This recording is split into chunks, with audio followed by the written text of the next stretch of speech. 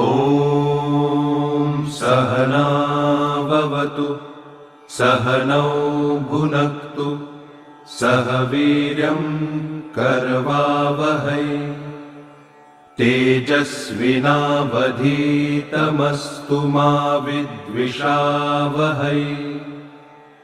ॐ शान्तिः शान्तिः शान्तिः।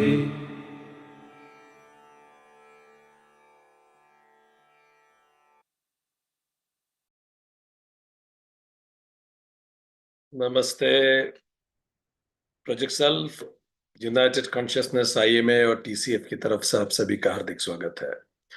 दोस्तों, हम लोग उपनिषद सीरीज का अध्ययन कर रहे हैं।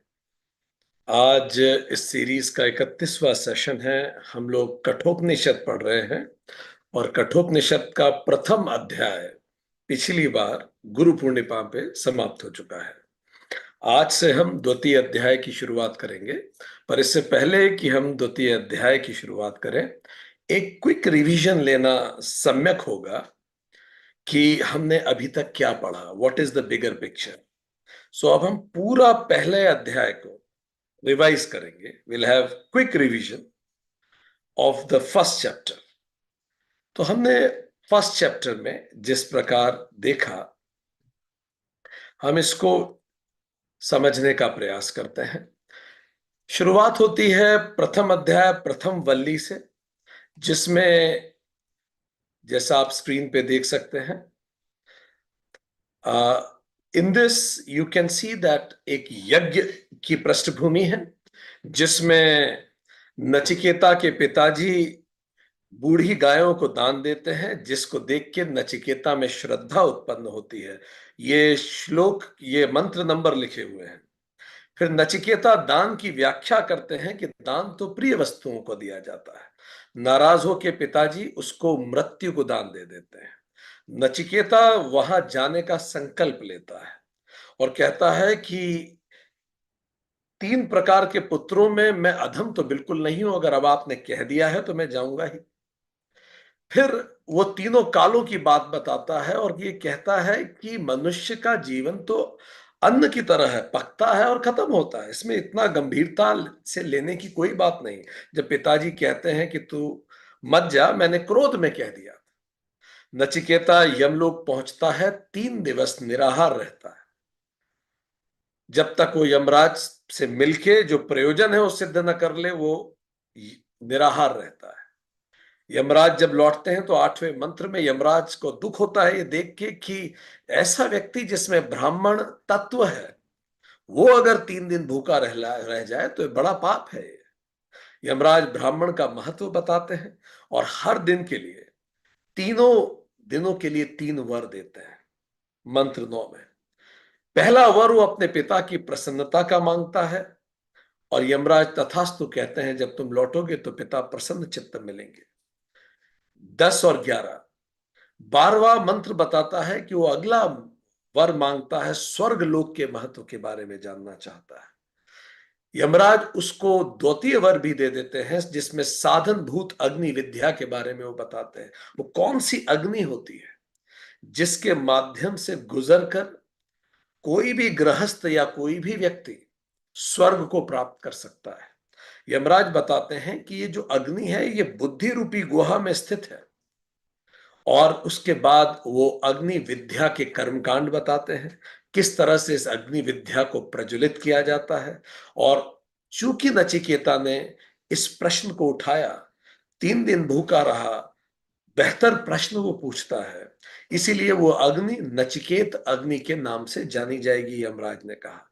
फिर यमराज ने बताया कि 3 प्रकार की नचिकेत अग्नि होती हैं। ज्ञानाग्नि जिसको कहा गया, त्रिनाचिकेत ज्ञानाग्नि, एक ब्रह्मचर्य आश्रम से गृहस्थ आश्रम की ओर ले जाती है, दूसरी गृहस्थ से वानप्रस्थ की ओर, और तीसरी वानप्रस्थ आश्रम से लेके जाती है, तीसरी वानप्रस्थ आश्रम से, सॉरी, तीसरी वानप्रस्थ आश्रम से संन्यास आश्रम की ओर लेके जाती है।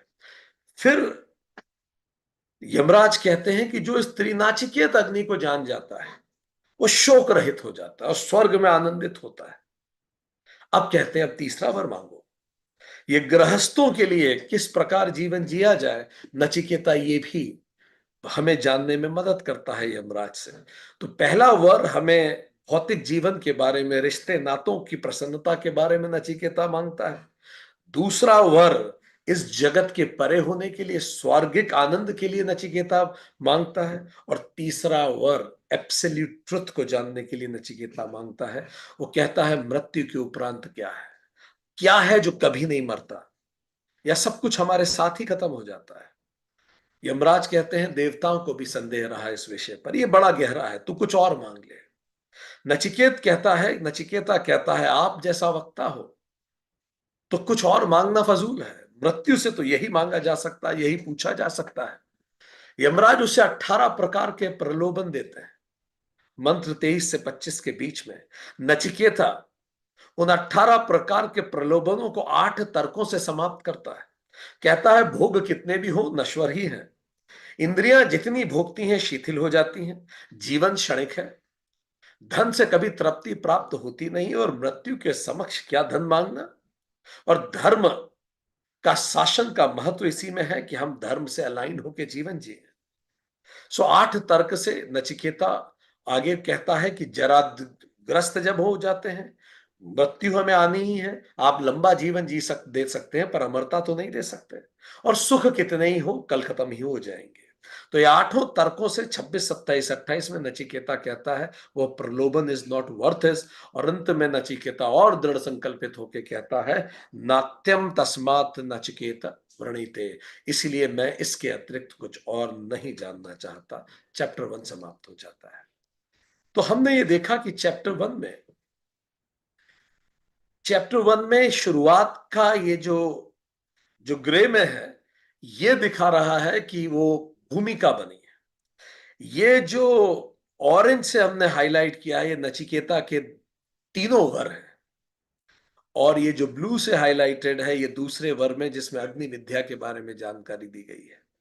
और ये जो पिंक से हाईलाइटेड है ये नचिकेता की योग्यता के बारे में यमराज ने अश्योर किया कि मैं ये पिटारा खोलूं ज्ञान का, पहले वो जो सामने मेरे बैठा है वो इसके योग्य हो मैं सुनिश्चित कर लूं। यहां तक रहा। तो इसमें हम देख पाते हैं कि ब्रह्म छुपा हुआ है भौतिक संसाधनों से। तो अगर इसको आप समराइज करें तो ब्रह्म भौतिक संसाधनों से ये छुपा हुआ है, माया से, इस कारण हम ब्रह्म तक नहीं पहुंच पाते। ये चैप्टर 1 का समरी हो गई। अब हम जाएंगे चैप्टर 2 की ओर। चैप्टर 2 इसके आगे, चैप्टर 2 में इसकी शुरुआत में अब यमराज बताना शुरू करते हैं। तो जहां से चैप्टर 2 शुरू होता है, यमराज स्टार्ट्स टॉकिंग अबाउट कि कैसे 2 मार्ग हैं। अब यमराज बता रहे हैं मृत्यु के परे क्या है। तो शुरुआत से ही बता रहे हैं कि 2 रास्ते हैं, एक धीर का रास्ता है, एक मूढ़ का रास्ता है। बार बार ये धीर वह शब्द आगे भी आएगा। और फिर बार बार वो कह रहे हैं कि मैं तुझे इसीलिए बता रहा हूं कि तू नचिकेता, तू धीर है, तू अधिकारी है। बार बार इस बात पे यमराज जोर दे रहे हैं कि हर किसी को बताने वाली बातें नहीं है। ये जो 2 मार्ग हैं, श्रेय और प्रेय का, ये मार्ग 2 विद्याओं से होके जाते हैं। विद्या का मार्ग श्रेय का मार्ग है, अविद्या का मार्ग प्रेय का मार्ग है। और दोनों के विपरीत फल होते हैं, विपरीत स्वभाव होते हैं। और जो मूढ़ व्यक्ति होता है उसकी स्थिति ऐसी होती है जैसे कोई अंधा अंधे को गाइड करे। और यमराज कहते हैं मूढ़ ही नास्तिक होते हैं और वही मेरे बंधन में बार बार फंसते हैं, क्योंकि वो सही रास्ते पे होते नहीं है, पैटर्न रिपीट होते हैं बार बार। जब तक सीखोगे नहीं पैटर्न तो रिपीट होना ही है। यम के बंधन में बार बार वही फंसते हैं।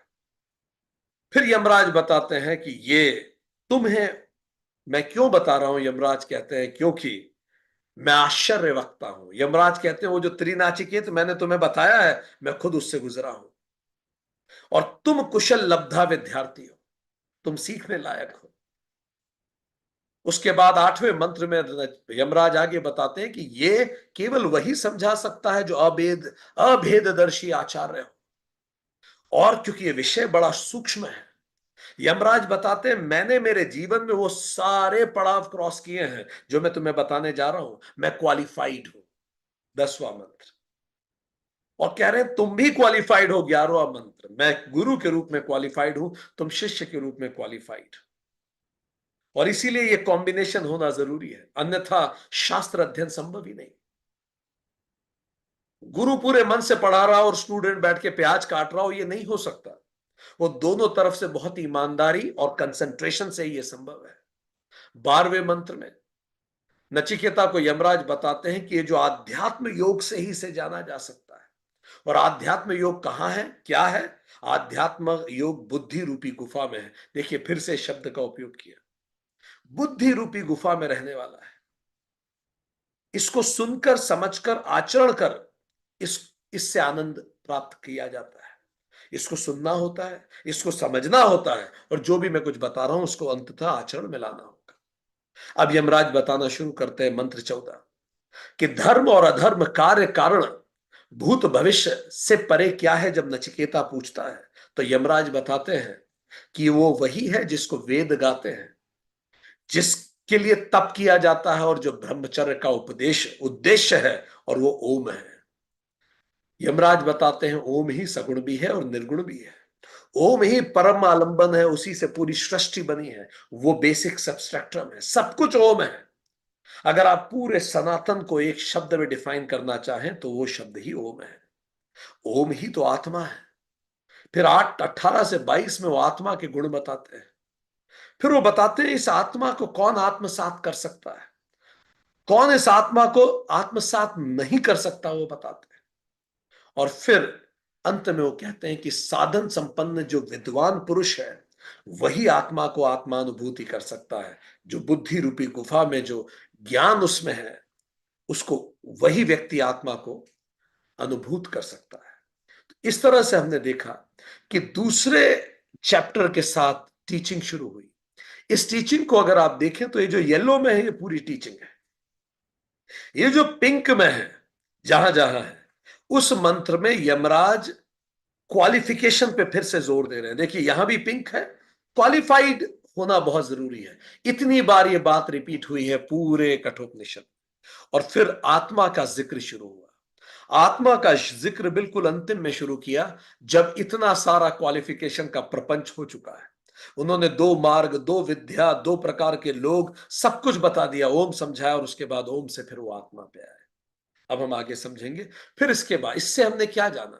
इससे हमने जाना आत्मा छुपी हुई है। कहां छुपी हुई है? आत्मा छुपी हुई है अविद्या से। पहले वाले में हमने जाना था कि आत्मा छुपी हुई है भौतिक प्रलोभनों और माया से। इसमें हमने जाना आत्मा अविद्या से छुपी हुई है। अविद्या के कारण हम आत्मा को नहीं देख पाते। इसी के साथ फिर हम तीसरे अध्याय पे शिफ्ट हुए। तीसरा अध्याय जो था, तीसरे अध्याय को यमराज ने जहां शुरू किया, यमराज 2 तत्वों से तीसरे अध्याय की शुरुआत की। दूसरे अध्याय की शुरुआत 2 मार्ग से हुई। तीसरे अध्याय में यमराज कहते हैं वो जिस आत्मा की बात यमराज कह रहे हैं, जिसको जानने के लिए विज्ञ पुरुष चाहिए, वो कैसे जान सकता है? तो अब यमराज वहां से बात शुरू कर रहे हैं। यमराज कह रहे हैं 2 तत्व हैं, एक धूप है, एक छाव है। एक वास्तविकता है, केवल उसका इंप्रेशन है। सारा भौतिक जगत छाव है, धूप वो आत्मा स्वयं है। इसको जानने के लिए अगर कोई गृहस्थ व्यक्ति है, उसको पंचाग्नि करना होगा, 5 ऋणों को पूरा करना होगा। 3 नचिकेता अग्नि, 53 का सूत्र यमराज दे रहे हैं। 5 ऋण पूछ, हर गृहस्थ जो ये सुन रहा है उसे 5 ऋण चुकाने चाहिए, 5 ऋण चुकाना चाहिए, और उसे तीनों अग्नियों से गुजरना चाहिए। इसके बाद यमराज बताते हैं ब्रह्मज्ञानी तो अभय होता है, पर जो गृहस्थ है वो भी संसार पार करके, स्वर्ग को पार करके वहां तक पहुंच सकता है। पर स्वर्ग तक पहुंचने के लिए ही पंचाग्नि और त्रिनचिकेत से गुजरना होता है। यमराज पहले भी बता चुके हैं। यमराज बताते हैं कि ये कैसे, इस मार्गों से हम गुजरेंगे, कैसे वहां तक पहुंचेंगे। तो यमराज ने बताया कि वहां तक पहुंचने के लिए आत्मा ही रथी है, शरीर ही रथ है, बुद्धि ही सारथी है, मन ही लगाम है, इंद्रियां ही घोड़े हैं, विषय ही मार्ग है, और जीवात्मा ही भोगता है। हम स्वयं वो रथ है जिससे हम गुजरते हैं। इस छांव से होते हुए धूप की तरफ। तो अपना स्वयं रूपी रथ से हमें जाना होगा। पर यमराज बताते हैं जब हम इस रथ को चलाते हैं तो जो लोग पहले जिनको मूढ़ कहा था नचिकेता यमराज ने, जो मूढ़ लोग होते हैं उनको अब कह रहे अविवेकी लोग होते हैं। उनका मन चंचल होता है और उनके अश्व दुष्ट हो जाते हैं, इंद्रियां उधर उधर दौड़ने लगती हैं। पर जो विवेकी होते हैं उनका मन समाहित स्टेबल होता है और अश्व अच्छे होते हैं, डायरेक्टेड होते हैं, इंद्रियां गोल ओरिएंटेड होती है। यमराज कहते हैं अविवेकी मन कलुषित होता है, जन मन के चक्कर में फंसा रहता है। पर जो विवेकी वो स्थिर रहता है, पवित्र रहता है और वो परम पद के लिए योग्य होता है। तो कैसे वो विवेकी मन बनाया जाए? यमराज कहते हैं कुशल बुद्धि रूपी सारथी हो। बुद्धि को सारथी बनाए और वो कुशल बुद्धि हो, वही मन को वश में कर पाती है और परम पद तक पहुंच पाती है। कैसे बुद्धि मन को कंट्रोल में कर सकती है? तो यमराज बता रहे विषय इंद्रियों से ज्यादा ताकतवर होते हैं, विषयों से ज्यादा ताकतवर मन होता है और मन से ज्यादा ताकतवर बुद्धि होती है। पर बुद्धि से भी ऊपर अब यमराज बता रहे हैं कुछ है, वो है महतत्व, कॉस्मिक इंटेलिजेंस, यूनिवर्सल इंटेलिजेंस। पर वो महतत्व से भी ज्यादा महत्वपूर्ण है माया। महतत्व के भी ऊपर है उस ब्रह्म की माया, और जो माया है उससे भी ऊपर स्वयं ब्रह्म है, पुरुष है, आत्मा है। पुरुष ही सब कुछ है। पर ये आत्मा सभी के लिए प्रकाशवान नहीं है। देखिए फिर से बात वही की, ये सबके लिए प्रकाशवान नहीं है, केवल सूक्ष्मदर्शी आचार्य द्वारा। फिर से बात रिपीट की, सूक्ष्म बुद्धि शिष्य ही समझ सकते हैं, अन्यथा लोगों के बड़े लिए बड़ा जटिल हो जाएगा अगर ये कॉम्बिनेशन नहीं हुआ। वो कहते हैं कि जो विवेकी होता है वो क्या करता है, मेथड क्या है आत्मा तक पहुंचने का? वाक इंद्रियों को मन में निरुद्ध कर देता है, मन को बुद्धि में लय कर देता है, बुद्धि को यूनिवर्सल इंटेलिजेंस में लय करता है, यूनिवर्सल इंटेलिजेंस को शांत आत्मा में विलीन कर देता है। इस लय कर लेने को ही लय योग कहा जाता है। और धीरे धीरे इसमें जब वो स्थापित होता है तो आगे बढ़ता है। और जब तक हम वो ना पहुंचे तब तक हमें रुकना नहीं चाहिए। इसीलिए यमराज कह रहे हैं उठो जागो और जानो, श्रेष्ठ से ज्ञान प्राप्त करो, क्योंकि ये मार्ग छुरे की धार है। गलत समझ गए तो गिर पड़ोगे, कट जाओगे, काट डालोगे। अमृतत्व को जानकर मृत्यु के मुख से मुक्ति प्राप्त की जा सकती है। इसीलिए यमराज से सीखो, और यमराज से सीखने के लिए नचिकेता बनो और ब्रह्म लोक को प्राप्त करो। एक बहुत स्ट्रांग मेथड उन्होंने यहां बताई।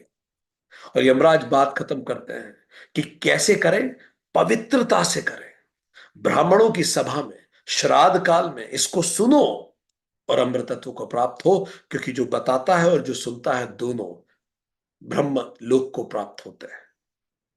तो इस तरह से हमने देखा ये पूरा अध्याय 3 था। अगर अब आप अध्याय 3 को देखें तो ये पूरी टीचिंग्स हैं अध्याय 3 में। जो आपको येलो दिख रहा है portion, yellow portion, sorry pink portion, ये वही है एलिजिबिलिटी। फिर से एलिजिबिलिटी की बात आई, सूक्ष्मदर्शी आचार। और ये रेड बता रहा है आत्मा के बारे में, आत्म तत्व के बारे में चर्चा फिर से शुरू हुई। तो हमने बहुत सारी मेथड्स के बारे में यहां जाना, पूरे कठोपनिषद में बहुत सारी मेथड्स के बारे में। कठोपनिषद ने अभी तक हमें बताया 2 मार्ग, 2 प्रकार के पुरुष, 2 विद्याएं। हमने आध्यात्म योग के बारे में जाना, ओम के बारे में जाना, पंचाग्नि के बारे में जाना, त्रिनचिकेत अग्नि के बारे में जाना, हमने शरीर रूपी रथ के बारे में जाना, हमने कौन किससे श्रेष्ठ है इसके बारे में जाना, विवेकी का जीवन, अविवेकी का जीवन, मूढ़ का जीवन, ज्ञानी का जीवन के बारे में जाना। हमने पूरी प्रोसेस समझी कि 4 स्टेजेस क्या हैं लय योग की। हमने आध्यात्म योग जाना, हमने लय योग जाना, और इस तरह से हम यहां तक प्रथम अध्याय को समाप्त किए। I hope it was relatively clear for you. और अगर आप तृतीय अध्याय में देखें तो कहां से आत्मा छुपी है? आत्मा छुपी है अविवेक की छाव में, छाव से आत्मा छुपी है। हर जगह अलग अलग कारण से ब्रह्म छुपा है, कहीं भौतिक प्रलोभनों और माया से, कहीं अविद्या से, और कहीं छाव से आत्मा छुपी हुई है, अविवेक से। चलिए अब आगे शुरू करते हैं। यहां तक हमने जाना इस पूरे विषय को, और हमने ये समझा भी कि यमराज ने किस प्रकार नचिकेता को तीनों अध्याय में, ये पहले अध्याय के तीनों वल्लियों में डिटेल में इसको समझाया। अब हम दूसरे अध्याय को शुरू कर रहे हैं, और दूसरे अध्याय की प्रथम वल्ली आज हम पढ़ेंगे। बहुत खूबसूरत यह अध्याय है। अब यमराज हर जाते मंत्र के साथ और गहरा उतरेंगे हमारे अस्तित्व में, हमारी जन्म जन्मांतरों की यात्रा में, और परते खोलेंगे हमारे अस्तित्व के। तो पहला मंत्र इस प्रकार आपके सामने है। स्वयंभू परमात्मा ने देह के द्वारा, देह के द्वारों को बहिर्मुखी बनाया है। यमराज कह रहे हैं स्वयंभू परमात्मा ने देह के द्वारों को बहिर्मुखी बनाया है। इसलिए मनुष्य की आत्मा बाहर की ओर देखती हुई प्रतीत होती है, अंदर की ओर नहीं। यत्र तत्र कोई विरला ही ज्ञानी पुरुष, धीर पुरुष होता है जो अमृतत्व की इच्छा करते हुए अपनी दृष्टि को अंतर्मुखी करके अंतरात्मा को देखता है। चलिए इसको समझते हैं। बहुत सुंदर ये मंत्र, बहुत सुंदर यमराज की व्याख्या और गहरे इसके मायने हैं। स्वयंभू परमात्मा ने इंद्रियों को बहिर्मुखी बनाया है। इसी के माध्यम से जीव बाहर के विषयों को देखता है, अंतरात्मा को नहीं। जिसने अमृतत्व की इच्छा करते हुए अपनी इंद्रियों को निरुद्ध कर लिया है, अंतर्मुखी बना लिया है, ऐसा तो कोई धीर पुरुष वही प्रत्यक्ष आत्मा को देख पाता है। चलिए अब इसको समझने का प्रयास करते हैं। स्वयंभू परमात्मा ने इंद्रियों को बहिर्मुखी बना दिया। जब सत्य अंदर छुपा है तो इंद्रियां बाहर क्या कर रही है? यमराज इस प्रश्न का उत्तर दे रहे हैं, क्योंकि पिछली वल्ली जहां खत्म हुई थी, पिछली वल्ली यही खत्म हुई थी कि हम यमराज से इसको सीखे, उठे जागे और आत्मवान बने, आत्मा की ओर बढ़े। पर आत्मा की ओर बढ़ने में चुनौती यह आती है कि सारी इंद्रियां तो बाहर की ओर है और सत्य अंदर है। तो हम अंदर के सत्य को कैसे पहचाने? तो यमराज इस समस्या को उठा रहे हैं, कह रहे हैं ये सच है। स्वयंभू परमात्मा ने इंद्रियों को बहिर्मुखी बनाया है। जब वो इतना कृपावान है, वो चाहता है हम उसी के पुत्र पुत्रियां हैं कि हम उस तक पहुंचे, तो इंद्रियों को बहिर्मुखी क्यों बनाया है? लिखिए आप में से जो लोगों को समझ में आता है चैट बॉक्स में, क्यों इंद्रियां बहिर्मुखी हैं? क्या लगता है आपको? इस पे पहले भी चर्चा हो चुकी है, पर पुनः चूंकि प्रसंग निकला है, एग्जैक्टली अभिनव, बिल्कुल सच बात है। सर्वाइवल के लिए परमात्मा हमसे प्रेम करता है। उसको अच्छे से पता है कि बिना इंद्रियों के बहिर्मुखी हुए हम सर्वाइव कर ही नहीं सकते। पर यही हमारी सबसे बड़ी बूंद है और सबसे बड़ी बैन है। सबसे बड़ी बूंद क्यों है? क्योंकि उसी के कारण हम जानवरों से आज इंसान बन सा पाए। पर सबसे बड़ी बैन क्यों है? क्यों सबसे बड़ी प्रॉब्लम भी हो गई? कारण यह है, जैसे एक रॉकेट होता है। अगर आप एक रॉकेट को देखें तो रॉकेट के अलग अलग इंजन होते हैं, और रॉकेट के जो इंजन होते हैं वो अलग अलग समय में दागे जाने के लिए बनाए जाते हैं। रॉकेट का जो इंजन रॉकेट को यहां से बाहर लेके जाता है, धरती की ग्रेविटी के बाहर, वही इंजन रॉकेट का ऊपर काम नहीं आएगा। इसलिए जो लोग रॉकेट साइंस को अच्छे से जानते हैं वो जानते हैं ये कैसे चलता है। जैसे ही रॉकेट यहां से छोड़ा जाता है, रॉकेट एक ईंधन लेके चलता है, और वो ईंधन जैसा आप स्क्रीन पे देख सकते हैं, जैसे जैसे रॉकेट ऊपर जाता है वो ईंधन एग्जॉस्ट होता जाता है, और उस रॉकेट का कुछ, उस इंजन का कुछ हिस्सा गिर जाता है नीचे। लगातार गिरता जाता है और ऊपर जाके नए इंजन सक्रिय होते हैं और उस नई ऊर्जा से, नए ईंधन से हम आगे की यात्रा करते हैं। इसका मतलब क्या है? इसका मतलब यह है कि जो कुछ हमें यहां तक लाया है, कहां तक? यहां तक जो लाया है वो यहां नहीं ले जाने वाला, इसको यहीं छोड़ देना उपयोगी है। आगे की यात्रा नए ईंधन से होगी। इसी से पूरा रॉकेट साइंस कार्य करता है। यह सच है कि इंद्रियां हमें यहां तक लाई। कई सभ्यताओं में लोग इंद्रियों से ही लड़ लिए। उन्हें लगा इंद्रियां ही विरोधी हैं। उन्होंने इंद्रियों को खत्म करने की कोशिश की। कई लोगों ने अपने जननेंद्रियों को काट दिया। कई लोगों ने अपनी ज्ञान आंखों को फोड़ दिया। ऐसे ऐसे पागलपन इस धरती पे हुए। पर जो इंद्रियां यहां तक लाई हैं वो उसके आगे नहीं ले जाएंगी, जैसे रॉकेट साइंस में होता है। रॉकेट साइंस में ही क्यों, इवन अगर आप किसी ऑर्गेनाइजेशन में देखें तो जो सुपरवाइजरली लेवल पे लोग काम करते हैं, जो मैनेजरियल लेवल पे काम करते हैं, जो टॉप मैनेजमेंट पे काम करते हैं, जो स्किल्स यहां जरूरी होती है, टेक्निकल स्किल्स, वो सुपरवाइजरी लेवल पे जरूरी होती है। पर अगर आप सोचें कि आप मिडिल लेवल मैनेजमेंट में भी टेक्निकल स्किल से काम चला लें, ऐसा नहीं होगा। पर अगर आप सुपरवाइजरी लेवल पे हैं तो आपको टेक्निकल स्किल्स आनी चाहिए, आपको कोडिंग आनी चाहिए, आपको प्रोग्रामिंग आनी चाहिए, आपको कंप्यूटर पे काम करना आना चाहिए, सब आना चाहिए। आपको सॉफ्टवेयर डेवलपमेंट आना चाहिए, आपको वेब मैनेजमेंट आना चाहिए, आपको ये सब आना चाहिए।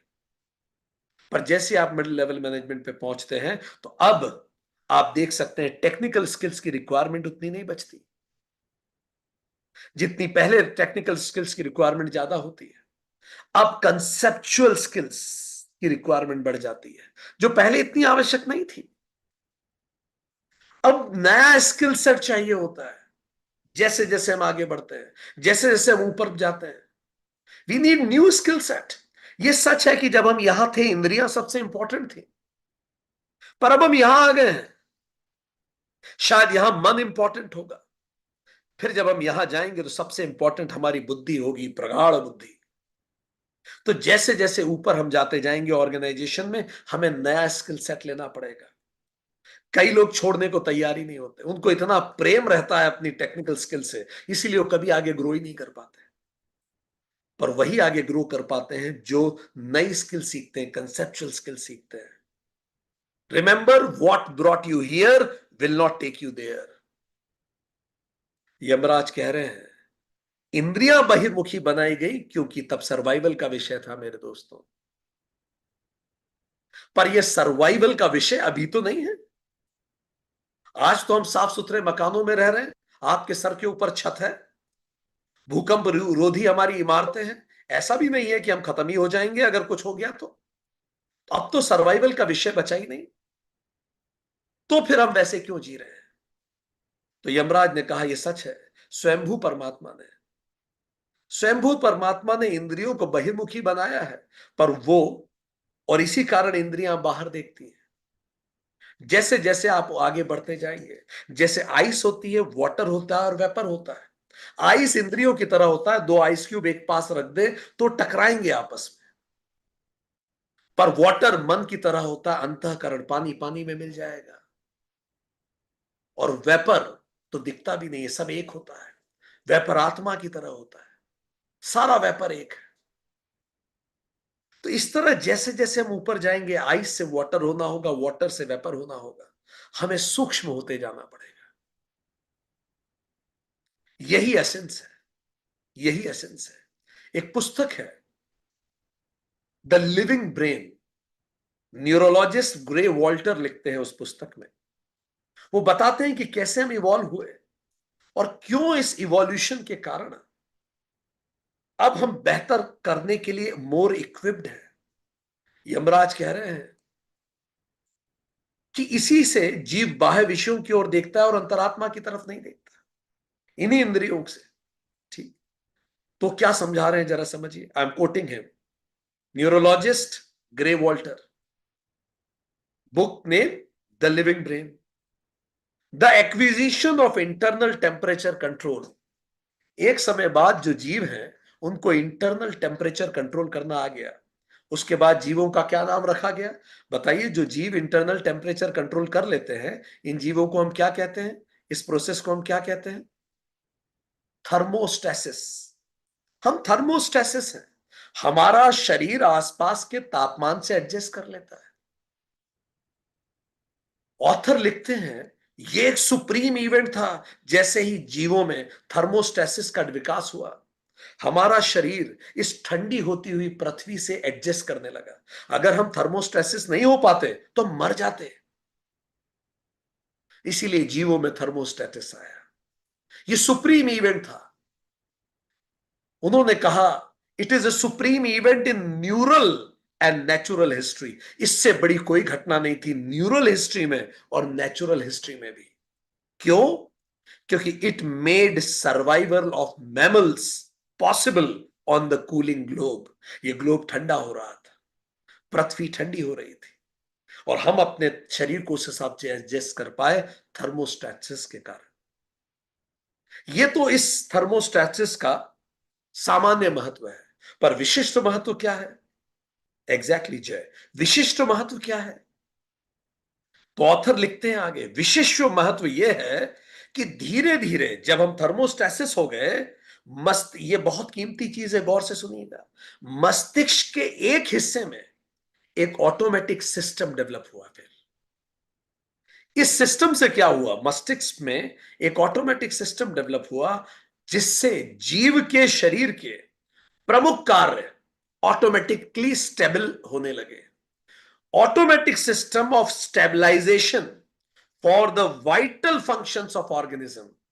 हमारे शरीर में जो वाइटल फंक्शंस होते हैं, जैसे हमारा बीपी कंट्रोल होना चाहिए, हाइड्रोजन लेवल प्रॉपर होना चाहिए, ऑक्सीजन लेवल प्रॉपर होना चाहिए, इलेक्ट्रॉन बैलेंस होना चाहिए, ग्लूकोज बैलेंस होना चाहिए, पीएच वैल्यू होना बैलेंस होनी चाहिए, वो जो वाइटल चीजें हैं, ऑथर लिखते हैं धीरे धीरे हमारे मस्तिष्क में एक ऐसा ऑटोमेटिक सिस्टम डेवलप हुआ जिससे मस्तिष्क अनकॉन्शियसली इन सब की देखभाल करने लगा।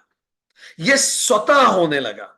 जब आप बाहर कहीं गर्मी में जाते हैं तो आप कोई बटन ऑन थोड़ी करते हैं, आप थर्मोस्टेसिस है, स्वतः आपका शरीर एडजस्ट कर लेगा। इसी तरह से हम में से कितने लोग बैठ के अपना पीएच वैल्यू एडजस्ट करते हैं या बीपी एडजस्ट करते हैं, H2 level, O2 level? No, ये अपने आप हो रहा है अंदर। ये कैसे हो रहा है? इसका नाम दिया गया होमियोस्टेसिस। ये एक दूसरा विकास हुआ। थर्मोस्टेसिस, टेम्परेचर में बैलेंस ऑटोमेटिकली। होमियोस्टेटिस, सारे वाइटल फंक्शंस अपने आप बैलेंस होंगे बॉडी के। देखो परमात्मा कितना कृपा रखता है हम पे, कैसे टुकड़ों टुकड़ों में हमें अपनी तरफ लेके आ रहा है। पहले तो इस ठंडी होती हुई पृथ्वी में हम जीवित रहे, कहां से वो हमारी तरफ एक एक कदम बढ़ा रहा है। उसके बाद हमारे शरीर में ऐसा सिस्टम डेवलप कर दिया कि शरीर स्वतः चलेगा। क्यों शरीर स्वतः चलेगा? क्यों चलना चाहिए? बताइए। उस परमात्मा को, जिसको अगर आप, कई लोग प्रकृति कहते हैं, प्रकृति क्या है? परमात्मा की तो माया है। उसी ईश्वर की माया को प्रकृति कहते हैं। ईश्वर पुरुष है, जो उसने माया से बनाया वो सब प्रकृति है। क्यों प्रकृति ने ऐसा किया कि सब चीजें अंदर ऑटोमेटिक चलने लगे? सही आंसर बताइए। क्यों ऐसा हुआ कि सब कुछ ऑटोमेटिक अंदर चलने लगा? हम होमोस्टैसिस भी हो गए। ये बड़ा कीमती बात है। बताइए, सोचिए। थर्मोस्टैसिस तो सर्वाइवल के लिए जरूरी था, हो गया। होम्योस्टैसिस क्यों जरूरी था? उससे क्या फायदा हो? सोचिए। स्वयंभू, नॉट बैड। और कुछ? साइकोलॉजिकल बैलेंस, और कुछ?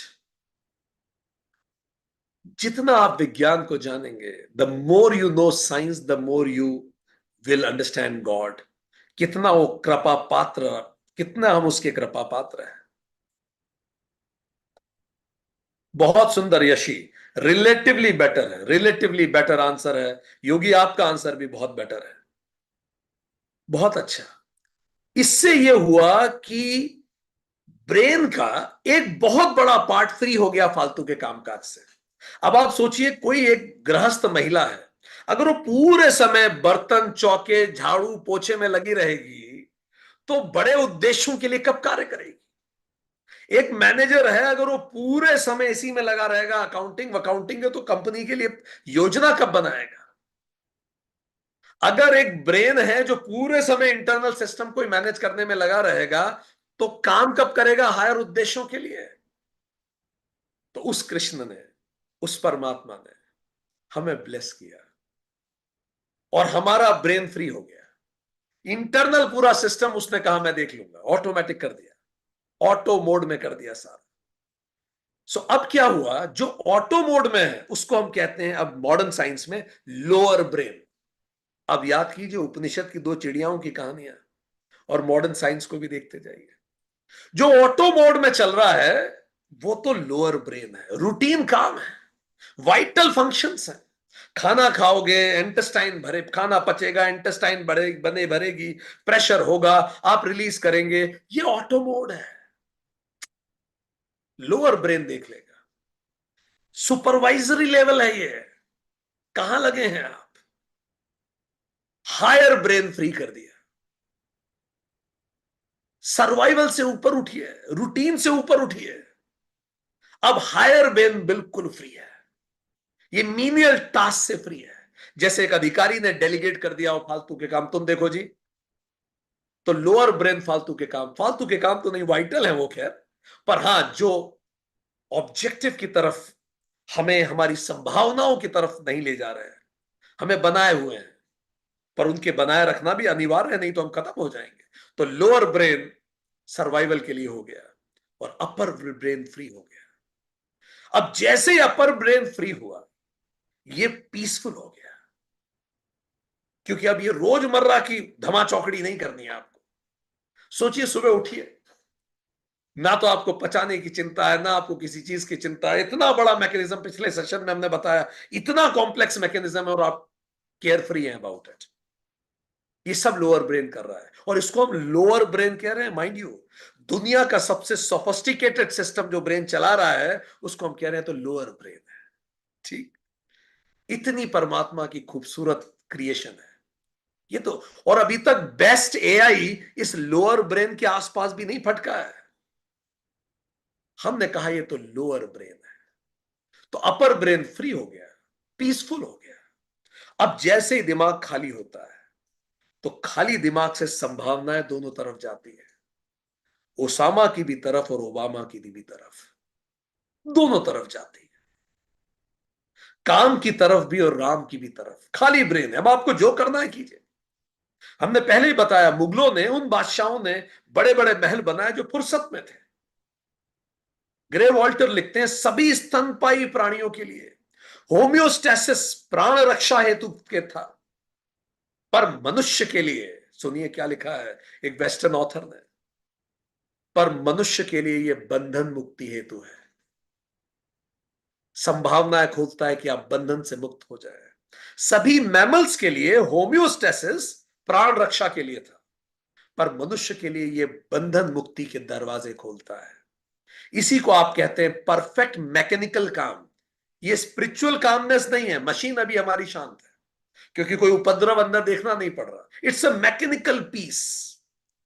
इसको मनोवैज्ञानिक रूप से आप कह सकते हैं happiness within, you are peaceful within. No news is good news. आज आपके शरीर से कोई खबर नहीं आई, मतलब यही सबसे अच्छी खबर है। कहीं कुछ दुख नहीं रहा है, कहीं कोई परेशानी नहीं है, इससे बड़ी अच्छी खबर क्या हो सकती है? इट्स मैकेनिकल पीस है। दार्शनिक रूप से इसको कह दीजिए पीस विद इन, मनोवैज्ञानिक रूप से हैप्पीनेस विद इन आप इसे कह सकते हैं, but it is a mechanical काम। ये टेक्निकल काम है जो हमें मिल गया। क्यों मिला? क्योंकि परमात्मा कृपा करना चाहता था, वो चाहता था कि हम उसकी तरफ बढ़े। इससे ही हायर ब्रेन से संभावना खुली हायर सेल्फ की ओर। तब मनुष्य ने सोचा समथिंग कॉल्ड इथिकल, मॉरल बातें शुरू हुई। जानवरों में तो ये बातें ही नहीं थी, अब हायर उठने लगे हैं। चंचल मन को वश में करना इथिकल बातें हैं। पहले तो जंगल का नियम था, जिसकी लाठी उसकी भैंस, जो ताकतवर हो जो चाहे करे। पर नहीं नहीं, मन तो चंचल होता है, आप उसको वश में कीजिए, ये अनैतिक है, ये बातें आने चालू हुई। हम युद्ध करेंगे, स्पर्धा होगी, संघर्ष होगा, पर व्यवहार सौम्य रहेगा। युद्ध के प्रोटोकॉल बने, शाम को नहीं लड़ेंगे, ये नहीं कर। जानवरों से अब हम थोड़ा उठने लगे, ठीक है। इथिकल की बातें होने लगी, मॉरल बातें होने लगी। इथिक्स और मॉरल क्यों होते हैं? ये चंचल मन को वश में करते हैं। कई चीजें लग तो रही है कर लें, पर ये अनइथिकल है, नहीं करेंगे। पैसे की बहुत जरूरत है, करप्शन का पैसा सामने रखा है, मन कर रहा है उठा लें, पर ये अनइथिकल, नहीं लेना। मन को कंट्रोल हो जाता है। अब तृप्ति और प्राण रक्षा केवल खुद के लिए नहीं बची, पर व्यक्ति समाज को भी ये देना चाहता है। जानवर केवल खुद की तृप्ति के लिए जीता है। अब हम हायर सेल्फ पे आ गए, मैं किसी और को भी तो तृप्ति दूं। मेरे ऐसे जीवन का क्या प्रयोजन कि केवल अपना जीवन चला के मैं खत्म हो जाऊं, या अपने साथ के 4 लोगों का जीवन चला के खत्म हो जाऊं। मैं समाज को कुछ दूं। कृष्ण कहते हैं जो बिना दिए खाता है वो चोर है। ये सब बातें हायर सेल्फ में आना चालू हुई। अब प्राण रक्षा खुद की भी करूं, समाज की भी करूं, तृप्ति अपनी भी करूं, समाज की भी करूं, ये बातें होने लगी। अब बुद्धि सारथी बनने लगी धीरे धीरे। बुद्धि सारथी ही तो मॉरल और एथिक्स है। मन सारथी होता तो मॉरल एथिक्स कुछ नहीं होता, जंगल राज चलता है, ठीक। इसी को आदि शंकराचार्य ने कहा, जब बुद्धि सारथी बन जाती है तो आदि शंकराचार्य कहते हैं तो परम पद, जो परम पद है वो हस्ता मलक हो जाता है। हस्ता मलक मतलब जैसे आपके हथेली पे आंवला रखा है, उसको खाने में कितनी देर लगेगी? हाथ में ही तो रखा है, खा लीजिए। तो जैसे ही बुद्धि सारथी बनती है तो जो परम पद है वो हस्ता मलक हो जाता है, मानो हथेली में रखा हुआ आंवला हो, बस खाना शेष है, कोई चिंता नहीं बचती। तो यमराज तो धीरे धीरे, अब यमराज क्या कह रहे हैं? यमराज ये कह रहे हैं कि ये जो हुआ है, ये जो परमात्मा ने किया है, जिसके कारण हम बाहर देखते हैं, इसका प्रयोजन समाप्त हो चुका है। The purpose is over. Yamraj तब बता रहे हैं इसको, इट्स ओवर। भले आज विज्ञान उसको होम्योस्टेसिस कहे, थर्मोस्टेसिस कहे, यमराज कह रहे हैं ये पर्पस ओवर हो गया। अब आगे अगली बात क्या कह रहे हैं इस मंत्र में? जिसने अमृतत्व की इच्छा करते हुए इंद्रियों को निरुद्ध कर अंतर्मुखी बना लिया, ऐसा कोई धीर पुरुष ही प्रत्येक आत्मा को देख पाता है। कितना सुंदर शब्द उन्होंने यूज किया है, कश्चित धीर।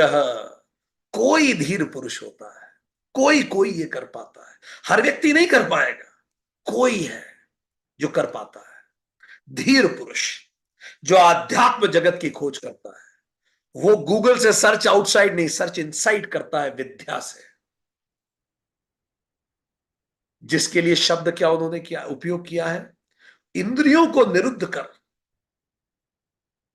कैसे करता? The word they used is, Yamraj ने शब्द यूज किया आवृतः चक्षु। इतने सुंदर शब्द यमराज उपयोग करते हैं। आवृतः चक्षु मतलब, आवृतः चक्षु का मतलब यमराज क्या कह रहे हैं? वो जो बुद्धि को सारथी बनते ही क्या होता है? आवृतः चक्षु। चक्षु मतलब आंख, पलट जाती है उसकी, उसकी आंखें उसे अंदर दिखाने लगती है। कितना सुंदर शब्द है, आवृतः चक्षु। इंद्रियों व मन की शक्ति को अंदर की ओर मोड़ लेता है। कौन मोड़ता है? कश्चित धीर, यमराज कह रहे हैं कुछ विरले धीर पुरुष, जिनमें नित्य अनित्य का विवेक होता है। वो कश्चित धीर क्या करता है? आवृतः चक्षु, वो पलट जाता है। वो जानता है प्रयोजन हो चुका इंद्रियों का समाप्त। और वो कैसा धीर पुरुष होता है? वो इस धरती में, इस पूरे वर्ल्ड मॉडल में 3 डिफेक्ट देखने लगता है। उसका चश्मा, उसके आंखें बदल जाती हैं।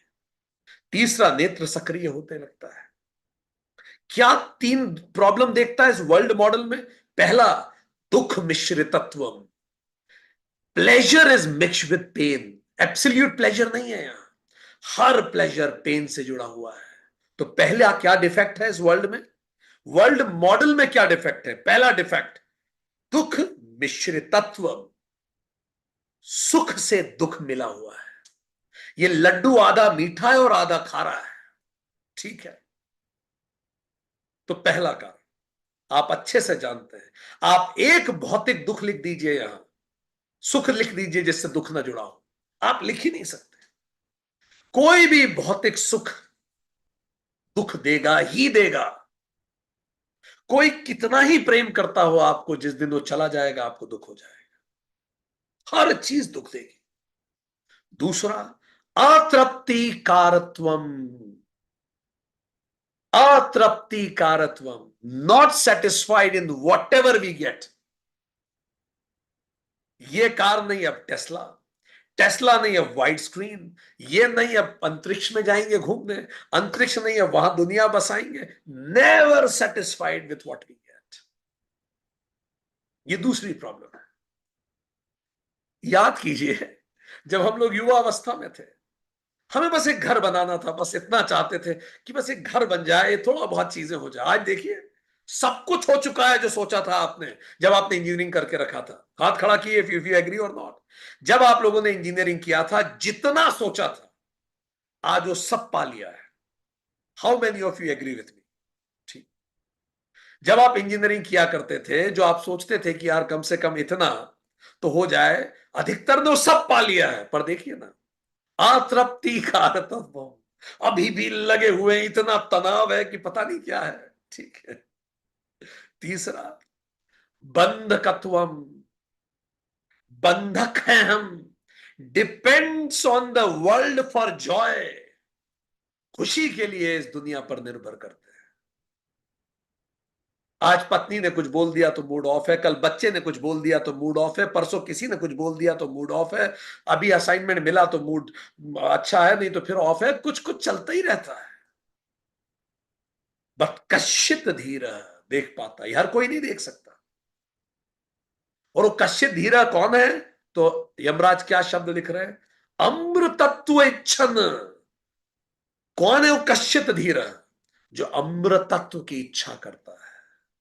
Who wants eternity, immortality beyond time and space? Nothing lesser than that.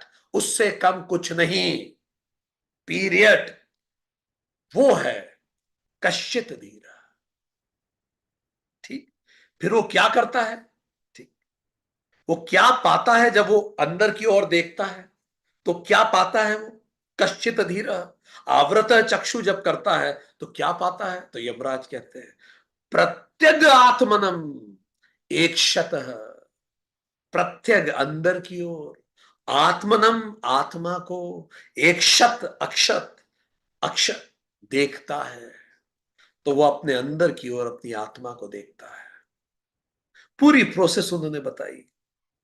Yamraj कह रहे हैं कि हाँ ये सच है, इंद्रियां बाहर के लिए हैं, पर प्रयोजन सिद्ध हो चुका उसका। अब ये रॉकेट का ईंधन अब उपयोगी नहीं है।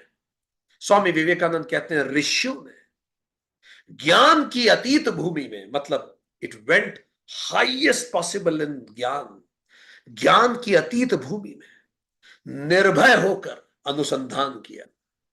दे research, they put their whole life at stake. निर्भय होकर, बर्बाद होंगे तो हो जाएंगे, पर लेट मी एक्सपेरिमेंटेड। यही बुद्ध ने किया, यही राम ने किया। भले मर जाऊं पर सत्य जानना है। निर्भय होकर अनुसंधान किया। याद है योग वशिष्ठ में श्री राम ने कहा था, मैं मर जाऊं भले, पर मुझे आज सत्य जानना है। उन्होंने रिसर्च किया। विवेकानंद कह रहे हैं, क्या है? ज्ञान पांच इंद्रियों द्वारा सीमाबद्ध है। लॉक लगा हुआ है ज्ञान के ऊपर, इन पांचों इंद्रियों का। आध्यात्मिक जगत के सत्य को प्राप्त करने के लिए मनुष्य को इन इंद्रियों के परे जाना होगा। ऐसे ही मनुष्य ऋषि कहलाते हैं, विवेकानंद ने कहा। कौन है ऋषि? ऋषि वो लोग हैं जो परे गए। किसके परे गए? ऋषि वो लोग हैं जो परे गए इन इंद्रियों के। कितना सुंदर स्वामी जी ने कहा।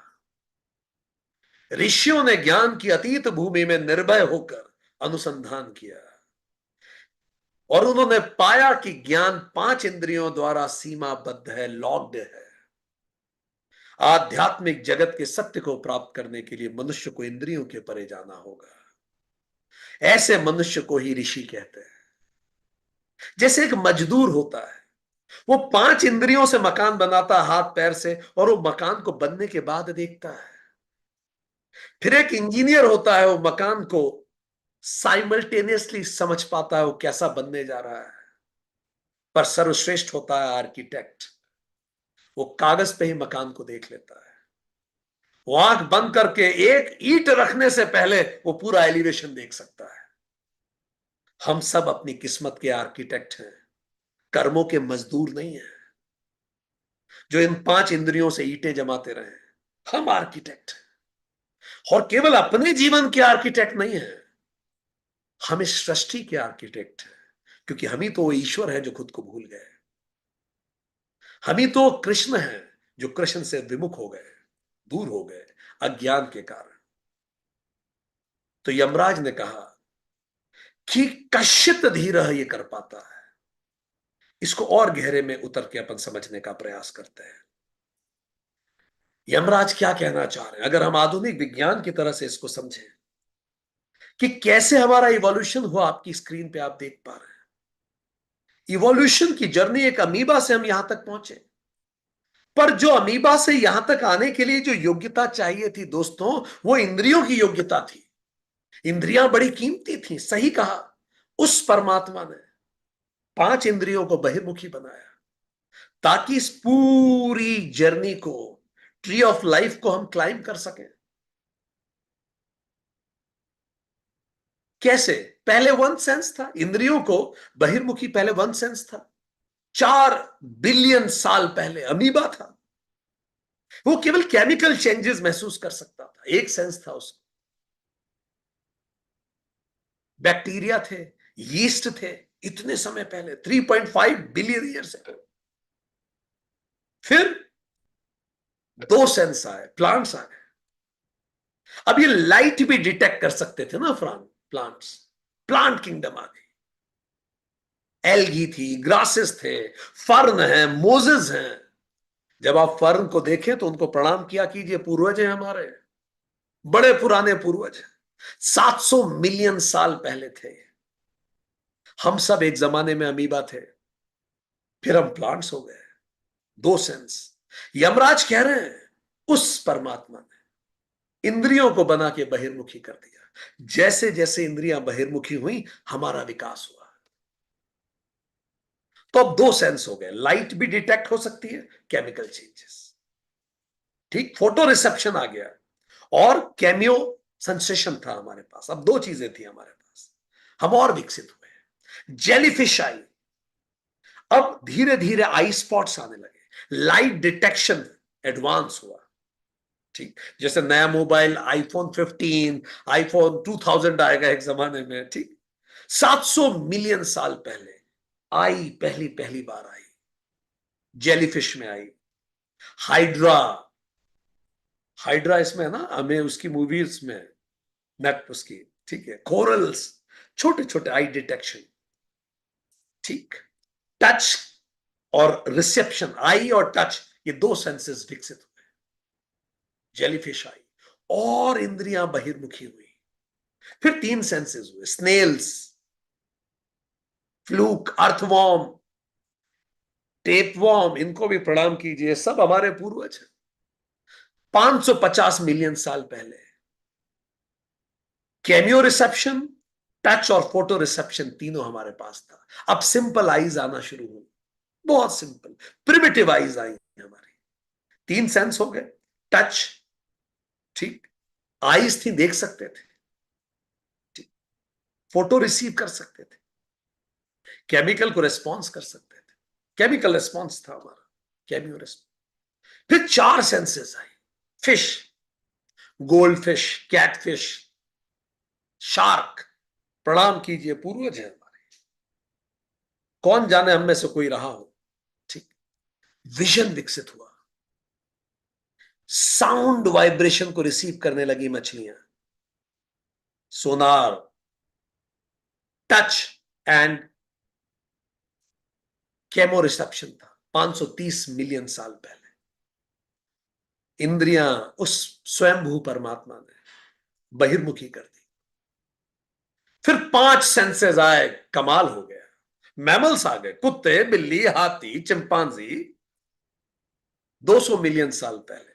वो देख सकते थे, सुन सकते थे, टेस्ट कर सकते थे, स्मेल कर सकते थे, टच कर सकते थे। अब सब कुछ होने लगा। 200 मिलियन साल पहले हम अभी भी कहीं नहीं थे पिक्चर में, पर उस स्वयंभू परमात्मा ने अपनी कृपा से इंद्रियों को और विकसित किया। फिर आया छठी इंद्रियों के साथ हम प्रकट हुए। छठी इंद्रिय जिसको माइंड कहते हैं, लगभग 2 लाख साल पहले, 20 लाख साल पहले हम फॉर्मेशन में आ गए, और 2 लाख साल पहले हम और डेवलप्ड हो गए। सेपियंस नाम हमें दिया गया, होमोसेपियंस, मतलब वन हु नो। सेपियंस का मतलब इंटेलिजेंट। हम इंटेलिजेंट थे। अब हमारे पास 5 इंद्रियों के अलावा एक डेवलप्ड माइंड भी है। यही यमराज कह रहे हैं। यहां तक तो हम पहुंच गए, एक डेवलप्ड माइंड आ गया।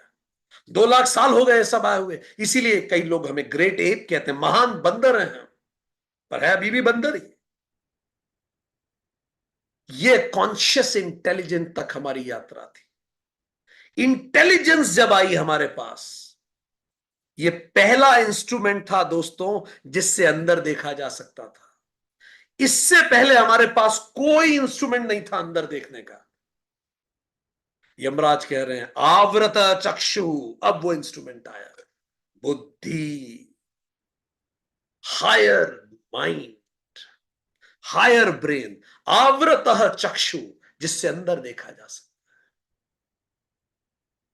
अभी तक जितने इंद्रियां थी ये बाहर के लिए थे। स्वयंभू परमात्मा ने इंद्रियों को बाहर के लिए रचा ताकि हम बाहर को देख सके और यहां तक पहुंच सके। पर कश्चित धीरा आवृत चक्षु, कुछ लोगों ने, अब जब उनको ये इंस्ट्रूमेंट मिला अंदर को ढूंढने का, जिसको बुद्धि कहते हैं, तब फिर सब कुछ बदला। अन्नमय कोश था पत्थरों में, पत्थर अन्नमय कोश थे। पर जैसे ही प्राण उदित हुए, चारों इंद्रिया, 1 2 3 4, ये सब प्राणमय कोश था। पर प्राणमय कोश के बाद फिर मनोमय कोश आया। जानवरों में मन भी था, पर फिर हम आए, होमोसेपियंस, बुद्धिमान मनुष्य, विज्ञानमय कोश। ये 5वां कोश हम में विकसित हुआ। परमात्मा अपनी तरफ बुला रहा है प्रेम से। कृष्ण हमें अपनी तरफ बुला रहे हैं, शिव हमें अपनी तरफ बुला रहे हैं, हनुमान जी अपनी तरफ बुला रहे हैं, कि हम खुद को रियलाइज कर सके। देखिए हम कैसे इवॉल्व हो रहे हैं। विज्ञानमय कोश विकसित हो गया, बुद्धि से हम समझ पाए चीजों। अब हम कर सकते हैं आवृतः चक्षु, अब हम पलट सकते हैं। ये 6 इंद्रियों तक की हमारी यात्रा रही। पिरामिड में अब हम टॉप पे हैं, इकोसिस्टम के टॉप पे बैठे हैं। अब भी हम आवृतः चक्षु नहीं करेंगे क्या? क्योंकि अभी तक तो सर्वाइवल और रिप्रोडक्शन ही था ना। कहां तक? नीचे तक। मैमल्स तक तो हमारा उद्देश्य सर्वाइवल था, रिप्रोडक्शन था। तो सर्वाइवल और रिप्रोडक्शन के लिए हमें इंस्ट्रूमेंट दे दिए जो बाहर के लिए जरूरी था, स्वयंभू परमात्मा ने। पर अब तो उद्देश्य बदल गए ना। अब उद्देश्य क्या है? थोड़ा रिफाइन हो गए, सोशल हो, लोग सोशल हो गए, पार्टी करते हैं। पार्टी पे ना जाए तो फोमो हो जाता है, क्लब्स बन गए, कसिनोज बन गए। एस्टीम, मेरा नाम हो मेरे समाज में, मेरा नाम पत्थर पे लिखा जाए, मेरा नाम यहां लिखा जाए, सेल्फ एक्चुअलाइजेशन, जितनी मेरी योग्यता है मैं उतना प्राप्त करूं, ये सब चीजें शुरू हो गई। इसी को अर्थ, काम, धर्म सब कहा गया। यही तो 3 पुरुषार्थ है, अर्थ, काम और धर्म। ये सब किसके लिए पुरुषार्थ? इसी पूरी जर्नी को हमने क्या कहा? इवोल्यूशन। तो यहां चेंज हो गया। इस लाइन के नीचे जब तक हम मैमल्स थे, सर्वाइवल एंड रिप्रोडक्शन था, बाहर की इंद्रियों की जरूरी थी। पर फिर परमात्मा ने अंदर की इंद्रियां या मन हमारा विकसित हुआ। आवृतः चक्षु कश्चित धीर, धीर होना विवेक का परिचय है। तो यमराज कह रहे हैं धीर विकसित हुआ। बहुत ही कुछ लोग, कुछ चुनिंदा उस धीर का प्रयोग करके आगे बढ़ते हैं। तो जिनमें जब बुद्धि विकसित हुई तो हम अर्थ, काम, धर्म, इन सब चीजों की तरफ बढ़े, जिसको वेस्टर्न विज्ञान ने सेल्फ एक्चुअलाइजेशन, एस्टीम और सोशल, ये सब बातें कही। पर अब यात्रा और बाकी है। यमराज यही कह रहे हैं, ये यात्रा किसकी है? उल्टी यात्रा है। आंखें पलटने का समय आ गया, क्योंकि इस कॉन्शियस इंटेलिजेंट का यूज कीजिए। कश्चित धीर आवृत चक्षु, चलिए अपने चक्षु को पलटते हैं। यमराज कह रहे हैं कुछ कुछ लोग अब चक्षु को पलटेंगे।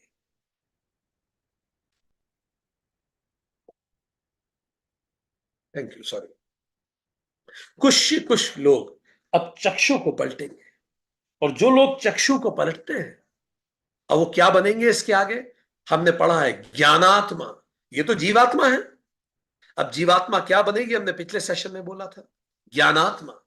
मतलब अभी तक हम इंटेलिजेंट ह्यूमन बीइंग्स थे, अब हम कौन से बनेंगे? Wisdom humans. इसको हमने नाम दिया है होमोसोफियंस। अगर हमें नाम देने की अनुमति हो तो हम इस नाम से इसको पुकारेंगे, होमोसोफियंस। सोफियंस क्यों, ये नाम कहां से ढूंढा हमने? ये एक्चुअली ग्रीक लैंग्वेज में Sophia means love for wisdom को कहते हैं। तो वो लोग जिनमें जो विजडम, जो ज्ञान की तरफ बढ़ रहे हैं, सूचना की तरफ नहीं, वो होंगे होमोसोफियंस। यमराज देखिए क्या कह रहे हैं, द वाइस मैन शुड, याद है हमने पढ़ा था कठोपनिषद पिछली वल्ली में, the vice man should restrain speech and senses in mind and restrain mind in intelligence. कथा उपनिषद। इंद्रियों को मन में निरुद्ध करके और मन को ज्ञान रूपी बुद्धि में लय कर दे, वो ज्ञानात्मा है। ठीक। अब अगला है, हम अपने मन को, ज्ञान रूप मन को भागने ना दे चारों तरफ, उसको ज्ञान रूपी बुद्धि में लय कर दें, ये ज्ञानात्मा है। फिर आगे रास्ता बनेगा महान आत्मा का, great humans, not wisdom humans. इसको हमने नाम दिया homo cosmiki sophians. It was fun doing it. ठीक। तो हम सोच रहे थे क्या नाम हो सकता है, तो it can be homo cosmiki sophians. What does that mean? Greek language में कॉस्मिकी सोफियन का मतलब होता है कॉस्मिक विजडम, महातत्व, महातत्व। अब क्या करना होगा? The man with wisdom should restrain individual wisdom in cosmic wisdom. याद कीजिए पिछला सेशन। अब मैं अपना व्यक्तिगत बुद्धि को कॉस्मिक बुद्धि में, यूनिवर्सल इंटेलिजेंस में सबमिट कर दूं, तो मैं महान आत्मा हो जाऊं। होमो कॉस्मिकी सोफियंस। होमो सोफियंस और एडवांस होंगे। फिर क्या होगा? फिर हम बनेंगे शांतात्मा, जो कठोपनिषद उल्लेख करता है। I call them happy humans. ठीक। होमोगेलियंस, गैली, गैलिनी शब्द है ग्रीक भाषा का, जिसका अर्थ होता है शांति, प्रसन्नता। तो हम कौन हो जाएंगे? बड़े शांतात्मा, गेलियंस। शांत और प्रसन्न रहेंगे हर समय। यही तो जीवन मुक्ति है। The man surrender to cosmic wisdom, let is submerged in eternal tranquillity. हम पढ़ चुके हैं इसको, ये सब कठोपनिषद 1.3.13 पिछले सेशन का ही है ये। अब व्यक्ति क्या करेगा? उस कॉस्मिक विजडम को भी उस परम शांति में सबमिट कर देगा। ठीक। वो हो जाएगा होमोगेलियंस। ठीक। Happy and peaceful human beings. और फिर हम कहां पहुंच जाएंगे? परमात्मा की ओर। परमात्मा, पुरुषोत्तमा, जिसको भगवान कृष्ण गीता में कहते हैं। अगर आप इसी लैंग्वेज को आगे बढ़ाएं तो इनका नाम हो सकता है होमो थियोसंस। थियोस ग्रीक शब्द है गॉड के लिए।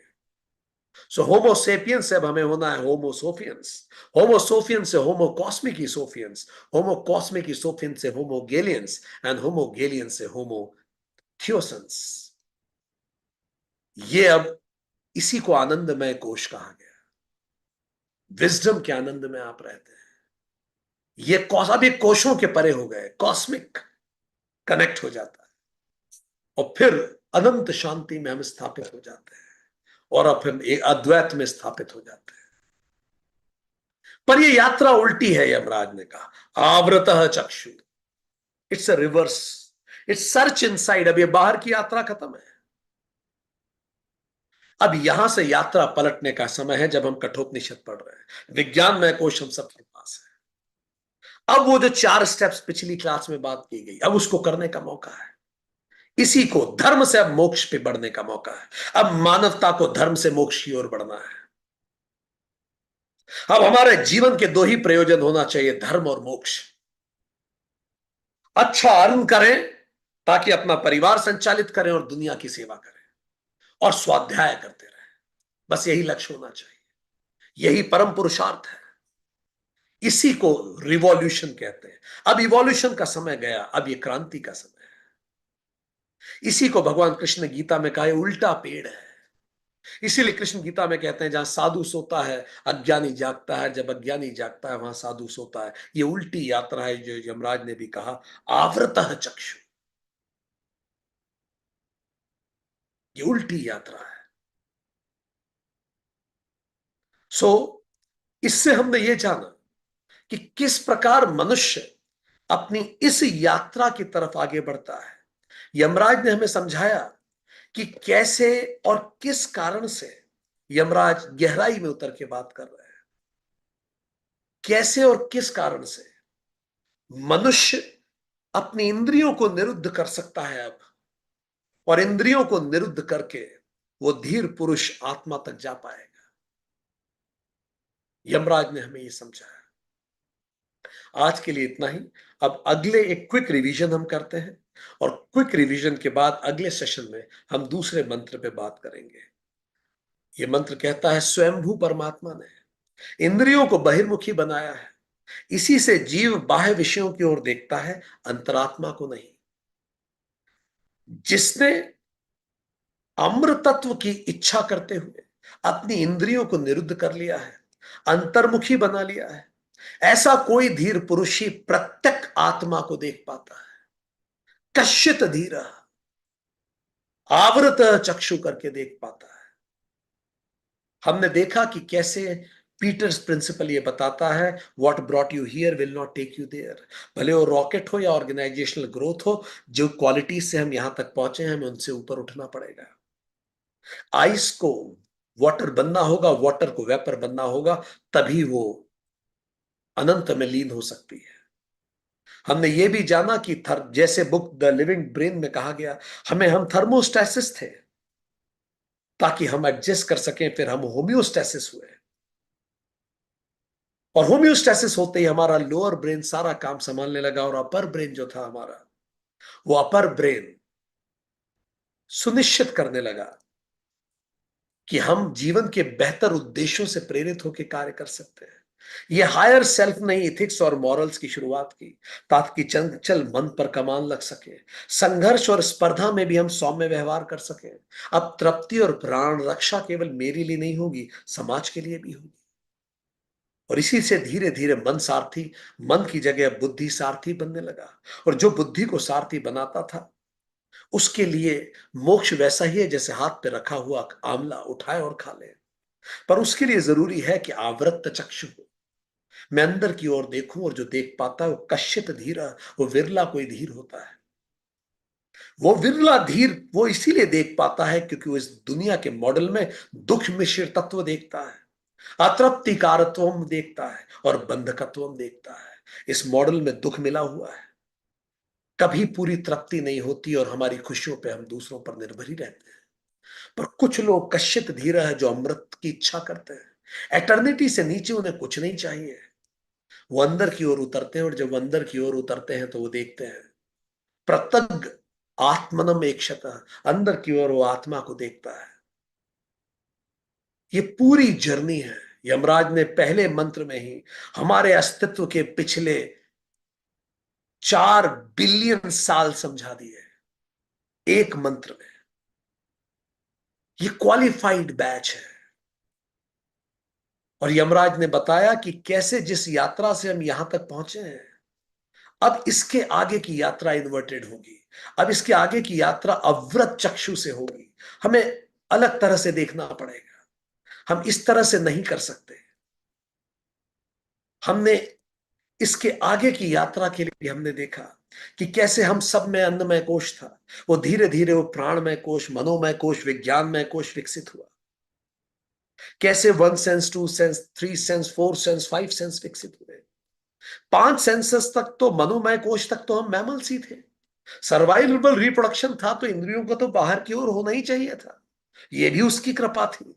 पर उसने छठा सेंस हमें दिया। छठा सेंस दिया, हमारा हायर ब्रेन विकसित हुआ।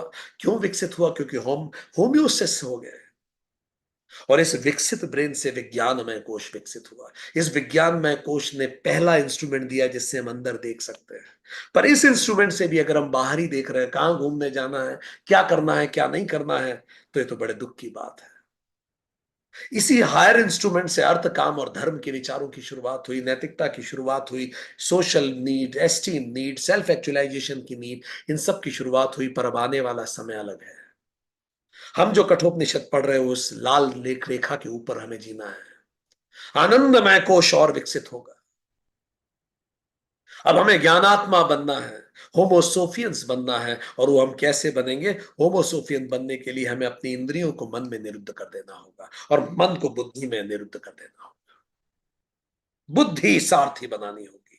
जैसे बुद्धि सारथी बन जाएगी, पूरी तरह से हम होमोसोफियंस हो जाएंगे। श्रेय का मार्ग हम चुन लेंगे और उसके बाद हम और ऊपर उठेंगे। कॉस्मिक कनेक्ट हम विकसित करेंगे। इंडिविजुअल बुद्धि को परम में सबमिट कर देंगे, यूनिवर्सल इंटेलिजेंस में सरेंडर कर देंगे और हम होमो कॉस्मिक सोफियंस हो जाएंगे, ग्रेट बीइंग्स। धीरे धीरे हम और अपने अंदर उतरेंगे और हम इस जो कॉस्मिक इंटेलिजेंस के रूप में अब हम हो गए हैं, उसको भी हम उस परम में सबमिट कर देंगे, परम शांति में। कोई अस्तित्व ही नहीं बचा मेरा, मैं कंप्लीट पीस में रहूंगा। कोई अहंकार नहीं बचा मेरा, पूरी तरह से शांति। होमोगेलियंस हो जाएंगे, peace and tranquillity, happy and peaceful beings.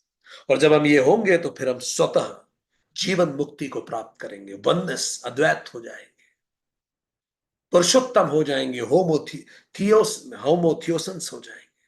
पर ये उल्टी यात्रा है, या कहें ये सीधी यात्रा है, या कहें ये अब हमारे लिए उचित यात्रा है। अब इवोल्यूशन का समय गया, ये समय है रिवॉल्यूशन का। हम अपनी किस्मत खुद लिखते हैं। हम ही नियंता है, हम ही नियम बनाने वाले हैं और हम ही निर्माता है। आज के लिए थैंक यू।